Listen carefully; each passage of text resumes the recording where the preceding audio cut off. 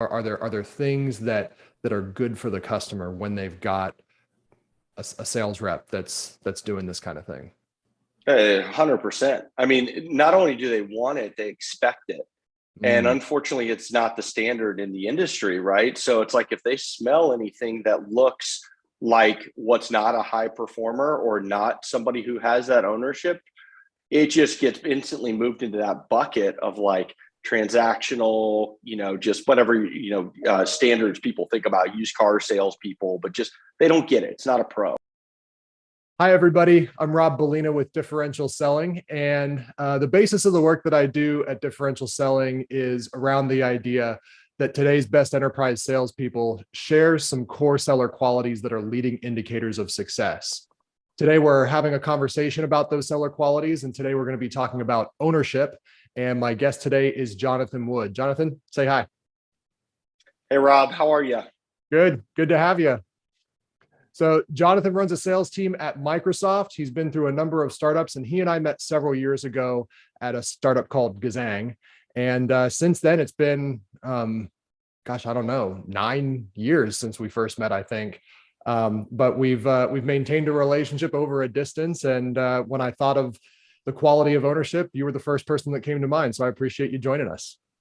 Well, thanks for having me on here, and I look forward to having a discussion. Yeah. So just to get us started, tell me a little bit about your history, how you got into sales and how you got to where you are today. Well, like I think a lot of people selling it took a lot of twists and turns the way I eventually got into it. So we can kind of go in any parts of the journey as well. I look at like students today coming out of school or even taking different routes of not going to school. And it's incredible. Like sales is a major, there's a discipline, the training that they have. Had none of that. In college, decided I wanted to earn money and make money. So I went where all great people go to build their career, went to a car wash. And I worked at a car wash cleaning, and I realized the person selling the car washes made more money. And I thought I should try that. Started selling car washes. And next thing I knew, I really liked it.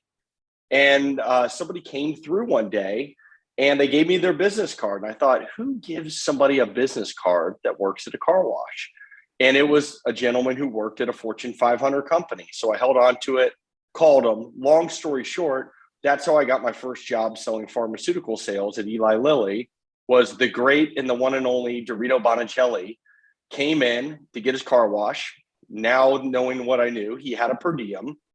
He went to the cash register and it rang up above his per diem that he had. And he walked back and said, "Hey, how did you get me to buy a car wash that was higher than I've ever spent here?" And then he gave me the business card. So that's how I got into professional selling, was that opportunity. And then a lot of twists and turns, and eventually fell into and getting exposed to software and specifically cybersecurity. And for the last 12 plus years, I've been only focused on startups with cybersecurity for SaaS companies, and been fortunate enough to be a part of some acquisitions. And then, as you mentioned, where we met at the greatest company name ever, Gazang. I can't believe I've known you this long and I never knew that story. That's insane about the car wash. Well, it's just as much about like how Dorito, and that's one thing that I learned from him, was that's how Dorito always had his eye looking for talent. And it's almost, I mean, it's very comical that he found somebody at a car wash, right? He found people sitting next to him on an airplane. His head was always on a swivel. He was always looking to connect. And it was, just a thing he modeled, but it was very interesting. And then also kind of on my side, like I enjoyed the job. I knew it wasn't going to be something I was going to do for a long time. So I was kind of fortunate enough that I caught myself doing a job that I liked. And I was caught, I think, exhibiting some positive attributes, and I was enjoying what I did. And so I was seen in a positive light on there. So again, it's wild. I don't know how many other, I mean, there's other stories like that, of course, all over, but that's how, and meanwhile, so go back, my parents are like, you got to get an internship. That's what you do. You get a professional internship. And so anyway, that was my route, was working at a car wash and getting a job at a Fortune 500 company. Oh, that's so cool. That's so cool. So when I was thinking about this conversation and I was like, okay, I want to do one of these on ownership, and thinking back through my history and my network, and the thing that came to mind with you was some conversations that we had way back when at Gazang. And just remembering, and I don't know that you ever actually used the word ownership, but in a very short amount of time, a very short interactions, you started sharing with me some things about ownership personally, like for my own personal we were looking over the edge of this cliff of the acquisition, and how it was going to be a game changer. At least for me it was. I mean, that was a very big shift in my career. And it was like, and you started sharing with me some things about taking ownership of my personal life. So where did that come from? Like, I don't imagine that you woke up one day and you're like, hey, I'm going to go tell Rob to like, were there things that led to those conversations? Were you doing some of those things yourself? You were asking me about making big goals and putting things in place to go after those. Tell me about that a little bit. Well, I think certainly there's seeds that have happened for myself. I've seen just personally, the more I focus on bigger personal goals, the more it helps me professionally. There's a natural dial in factor. You're selling beyond a quota, you're selling for something bigger than yourself. That's most of my goals are normally if it's something bigger than myself and just the quarter I'm living in, Mm-hmm. then you end up seeing that you rise to a level that's much higher and greater than what you're thinking of at the time. And so, specifically what you and I were talking about was things that myself and my wife, Lindsay, and with our family that we've been going through as well. And was more about just like financial goals, savings, paying off personal debt, kind of like paving the future. So like where you and I were talking about was hit very home because it was things that we had gone through. And it's also just things that I've talked with mentors as well. But I think the core thing is whether it's like training for a marathon or running a 10K, or if it's some financial savings, or if it's like a new hobby, I just think it's very healthy. And I think it's very productive to have those goal setting personally. And then it always bleeds over to help you professionally. And I think it begins with just like your thought process. And then it begins with your behaviors. You start to like pave those two things, how you're thinking, how you're behaving, your goal setting, the way you carry yourself. And it just bleeds over, especially what we were doing at the time, which was for selling. Yeah. Yeah. Well, and that you make a good point of like that mindset shift that oftentimes happens in the personal setting and how it bleeds over professionally. One of the things that I feel like is a natural tendency, especially in sales, where there's so many variables about your success that are outside of your control. Sometimes I feel like more so than a lot of other career paths. The natural tendency is to shift responsibility, sometimes blame, right, to other things. And I feel like it's very obvious when there's somebody that has sort of that ownership of like, you know what, there are variables that are outside my control, but at the end of the day, whether or not I'm successful is up to me. Do you find that there are things like specifically about selling that you've seen in yourself or in folks on your team that have to do with like that sort of like taking ownership, taking responsibility? Well, I think there certainly is because it's, as you just said, all of us at some point, and we could do it right now, you could easily look and talk about something with your territory or the product or what was changed and what's happening. COVID, you haven't traveled. I mean, there's a million things you can go back to. I think it just begins with no matter what your number is, what your territory is, and your setup. The ones that do well, it's normally not a surprise. And it's the individuals that do, they're just really dialed in. They control themselves. And then kind of what we were just talking about, it goes with how they think. It goes with how they behave. It goes with their effort. It goes with their attitude. We're going through some training with that right now as a part of Microsoft. A lot of that is that personal investment into your mindfulness and how you view success. And it's 100% tied back to these sort of things, which is like, the word we're using is ownership for here, but Yeah. it's really focusing on what you control, which is yourself on those things. Because, and again, that bleeds over into how you set your goals, how you talk with your customers, how you're looking and you're being detached to look at the problem set that they have and can you really help them? And just even like talking who you want to talk with, the expectations of what a quality engagement is, and the right buyer, the right conversation level, all that sort of stuff. I mean, it carries over into all of it. Yeah, yeah. I right before we started recording this, we were talking about an experience I had where I was calling on a large hardware manufacturer, and I watched somebody get walked out of a meeting because they had a competing brand of laptop computer. Um, I have seen other, high performing sellers that, one of the manifestations of that sort of mindset is that like they really have this special connection to their accounts, like that, like, okay, this is my account and it's mine, right? And I like, I'm not just here to be a sales representative of my company, I'm also here to be a representative of my customer back to my employer, and to help my employer understand what's important to them and what their business objectives are. Have you seen other manifestations or things like that in sellers that exhibit this ownership quality? Well, 100%, right? Off of that is accepting who is their customer like that. Like you've lived it, and you've done that to a level that we've said has allowed your family to accomplish incredible things with that sort of mindset. A lot of it is just empathy, like understanding what is the customer going through, how are they going through it, what is it like from their perspective. We're in cybersecurity right now. There's a recent vulnerability that was announced last Thursday. There's a lot of chaos. There's a lot of reaction.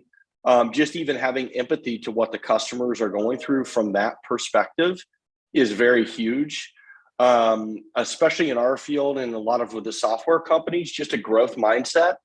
It is constantly changing. It is constantly evolving. So just the learning perspective and keeping up. And a lot of that comes from because they want to truly be a trusted advisor to their customer. They want to learn so that they can come through and be able to help the customer, and they know that they go through it. So I think a lot of that does just kind of tie together from that, and just like truly being an advocate for the customer. And that makes me think of something else, is like, I get the feeling customers want to be served by somebody who believes in them like that. Like, what have you seen benefits to customers? Like, are there things that are good for the customer when they've got a sales rep that's doing this kind of thing? 100%. I mean, not only do they want it, they expect it.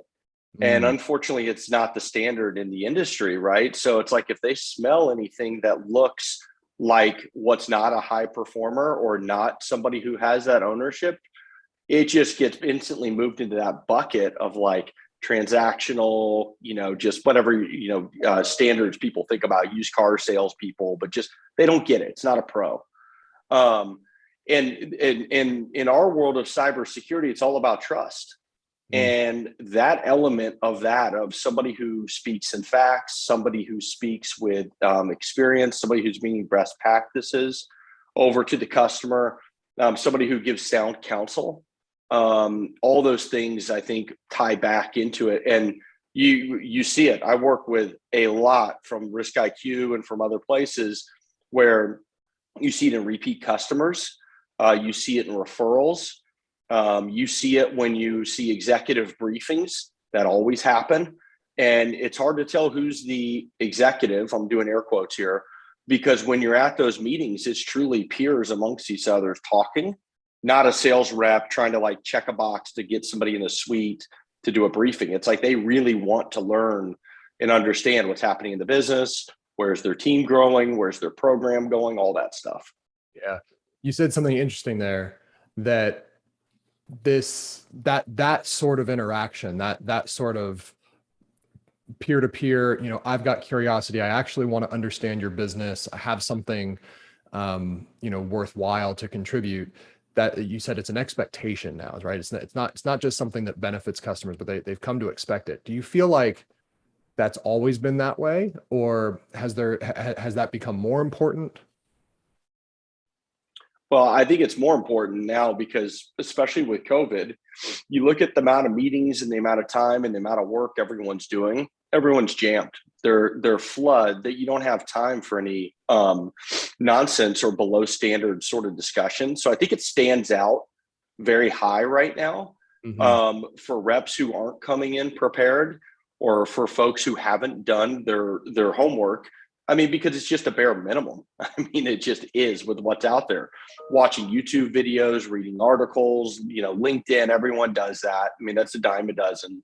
And so all those sort of elements, truly understanding the business, do you work with other of their competitors or folks in the industry? So you're bringing in some best practices. I think a lot of that, but I think we all have it. You get on a meeting that's even internal that you're like, why am I on this? It just stands out and is so painful because you're probably double or triple booked. Right. Our work week has changed, and everyone's has as well. So I think all that stuff just shines even more, and it makes the good sellers who have adapted in the selling environment really shine.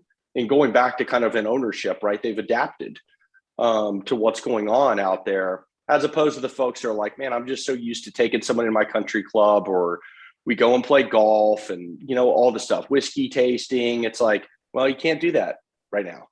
Right. For the last 18 plus 20 months. Right. And that's interesting that willingness and readiness to adapt, that is a manifestation of like taking ownership of it. Like I've got to figure out a way to sell now differently, right? Now things have changed. That's really interesting.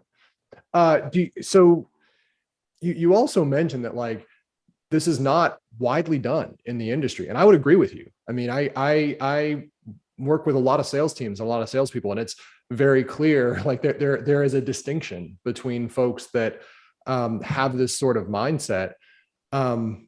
Why? Like if it's so effective, there's so much benefit to me as the seller. There's so much benefit to my customer. There's a lot of benefit to my employer. Why is it not more widespread, do you think? It's a really, really good question. It's pretty deep, actually. I'm not sure, because there are an incredible amount of very talented sales professionals out there, just period. I mean, it's really, and especially when you look at how many more people are selling also in software, you look at the growth that's happened in the industry. Cybersecurity, it's been wild how much has happened. So there's been a lot of really good talent that's coming in as well. So it's there. And the talent is available. Sometimes it's culturally, some people haven't seen it modeled as part of it. I'll tell you, from our leadership that we have, it's a top expectation, a lot of those items. And when you see it modeled, it's wild how powerful it is. So I'll just, from that perspective, there is an element of that. People haven't seen it modeled. And then for a lot of people, though, it's tough. It's hard to adapt. It's hard to learn. It's hard to have a technology that's evolving, have a problem that's evolving. It's hard to sell to different customers. It's hard to have, we've all been through the different enablement training, and they do go through the personas, and you have all that stuff. Like, it is difficult, right, to have that. So I think it's just a degree of difficulty that, some folks are more wired, and they're geared towards just a transactional or a simplified sale, and other folks, that's where it comes into finding those who have the attributes, because there's not a day that's the same. And it's incredible how, it's only going to keep building off of that. Yeah. Well, and that reminds me of like, there's something fundamentally different. I feel like the nature of the beast of this kind of, whatever you want to call it, enterprise selling, strategic selling. I hear a lot of people still talking about, well, we're going to have somebody train up and build the fundamentals in this transactional model, and then that will prepare them for these, more complex, higher stakes sales situations. And in my experience, a lot of times that what makes you successful at one does not necessarily translate to the other. It sounds like maybe that's what you're saying here, is like there are qualities that lend themselves to a more complex, longer sales cycle, larger customers, fewer transactions that you can't necessarily get just from doing it at a smaller scale. It's something that you have to learn from mentorship or leadership or reading books or whatever it is. Well, in kind of going off of that a little bit too, you know, we have some bright stars on our commercial team that are selling what somebody would say is a transactional product in motion and the revenue size of it. They are bright stars. I mean, they're folks that are going to do incredible things in the industry, and it's because their growth mindset. It's incredible how capable they are. But I'm excited to see, like, COVID has really created this huge opportunity where there's a lot of these up and coming sales reps that are very adaptive to technology, the way that they communicate on technology, their quicks and the way that they're intelligent to learn and to go through. And you know, I've seen just a lot of people that I know that were in that hybrid stage. They weren't quite whatever an RSM or an enterprise account exec, and they weren't quite at that level. But then they were coming up from the level before, whatever the organization calls it, whether it's an account exec or like a commercial exec. But they're more hardwired their skill set to do well in the COVID environment than kind of the old dog who kind of had their way that wasn't going to adapt. And they weren't going to adapt because it's harder. You know, you have to learn new things. You have to grow. You have to stretch. You have to learn new skills. So it's been interesting to watch off of it. And I think ultimately, I mean, there's a lot of things. The ability to talk to the executives and the folk and the teams with the enterprise experience, invaluable. Invaluable, because you see kind of what we were talking about earlier. They're able to get to the core of problem sets that are more powerful and meaningful. They're able to talk about money and address things earlier. I mean, all these things from experience that they bring into it. Yeah.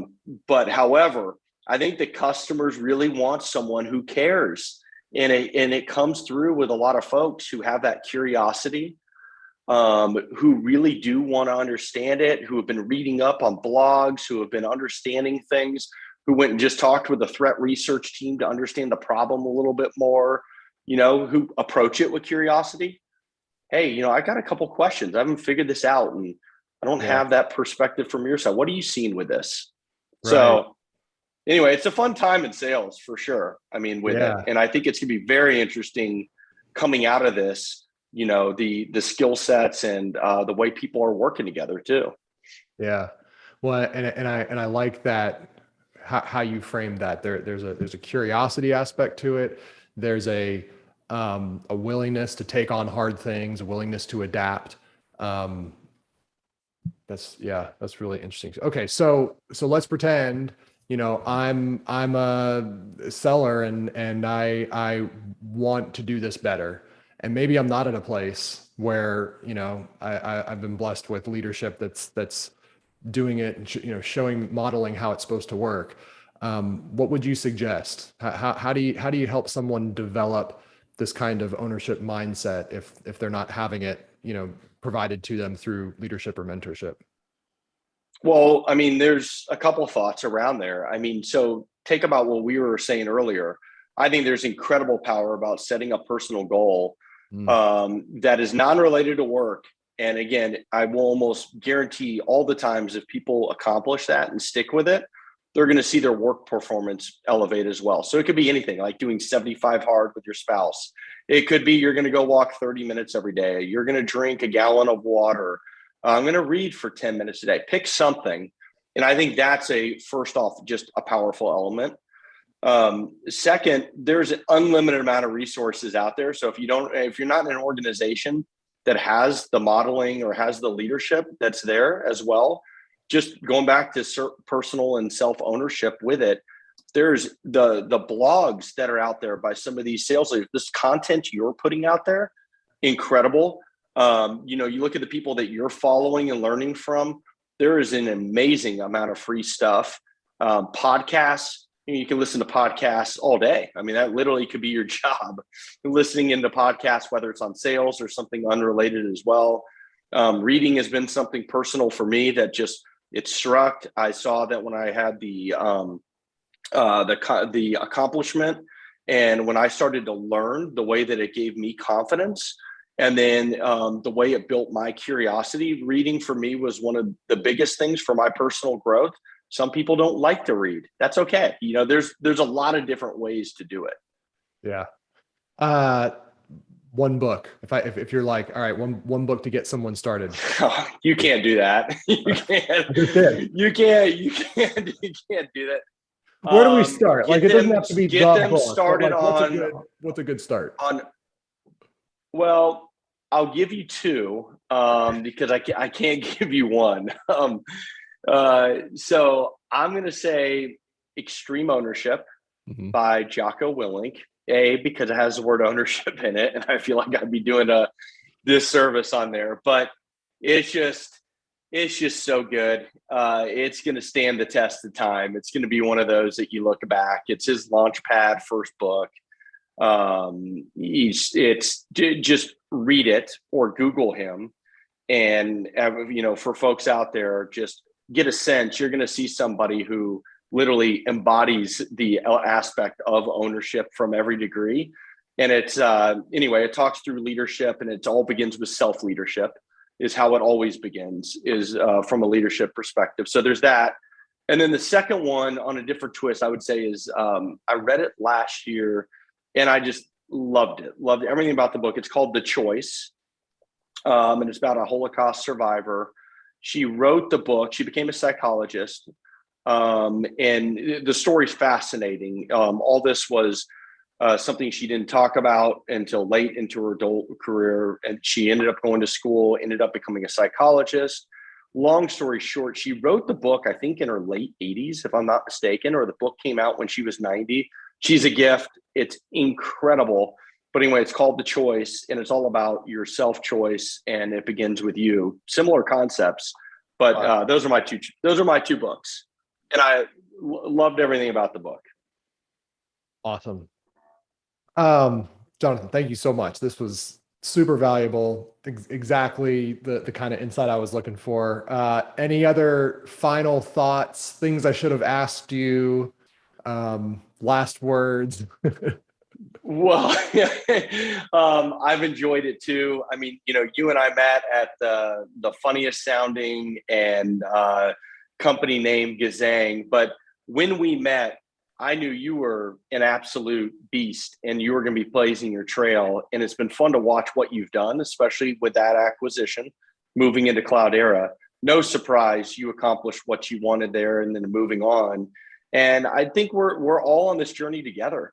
I just joined Microsoft via an acquisition of Risk IQ, and I'm in it of everything we're talking about, of the humbling of being in as part of a larger enterprise.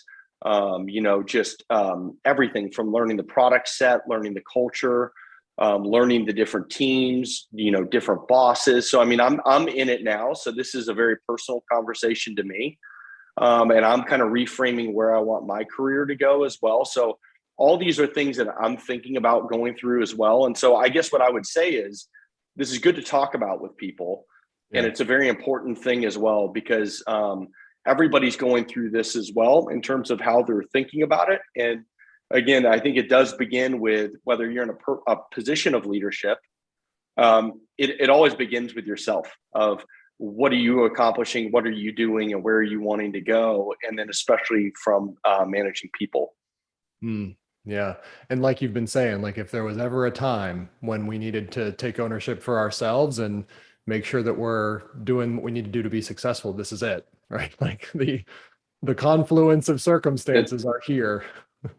This is it. And who knows how it keeps changing from here, right? Off of it as well. So I think, for all of us, it's like, you look at what it takes to withstand a lot of this. Sales isn't easy to begin with, just the structure of it as well. And then you look at the environments, but no, I would say have these sort of conversations. Everyone just learn and have curiosity, keep challenging yourself, set those personal goals. And, I think we're in the greatest profession that there is. I think there couldn't be a better time. I mean, I'm just feel blessed that I found software and especially cybersecurity that struck with me. And I think we're all really lucky to have this. I mean, compared to when you look at jobs relatives way back did, and my grandfather was a mailman, which I'm sure was an amazing job, but I'm glad to be doing software and having teams and leadership, and it's awesome. Yeah. Well, and if all else fails, you can go back to selling car washes. It sounds like you were pretty good at that too. what the industry better watch out, because I'm coming in like compared to 20-year-old Jonathan Wood. This is going to be like I would be unleashed. Next level. All right. Well, hey, I'm so grateful for what you shared and for your willingness to do this. I really appreciate it. Well, thanks. It was great to see you and good talking. All right. Talk to you soon.